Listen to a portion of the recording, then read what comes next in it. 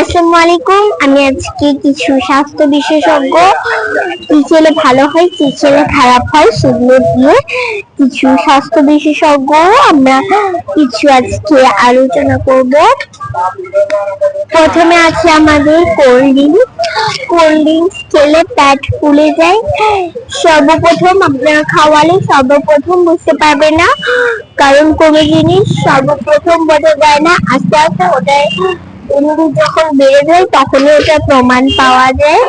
তারপরে আছে ললিপপ খেলেও পেটের অনেক সমস্যা হয়। আপনারা চিপস খাবেন না, চিপস খেলে পেটে পোকা ধরে। হাওয়াই মিঠা আমাদের বাচ্চারা অনেক জেদ করে, কিন্তু হাওয়াই মিঠাও অনেক ক্ষতিকর বাচ্চাদের জন্য, মানে বাইরের খাবার বলতেই ক্ষতিকর।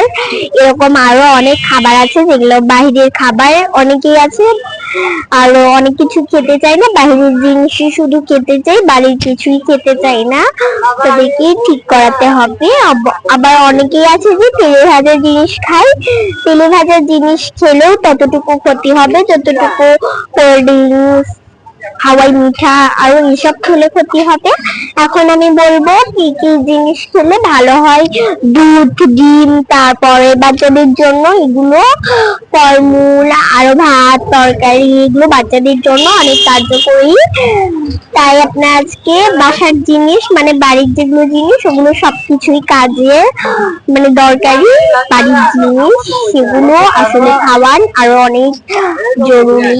একমাত্র দোকানের চা মানে লাল চা বাদে সবকিছুই ক্ষতিকর বাহিরে। আরো অনেক কিছু বাড়ির আছে ভালো, ফলমূল, এগুলো খেলে আসলে অনেক লাভ হয়, আরো অনেক কিছু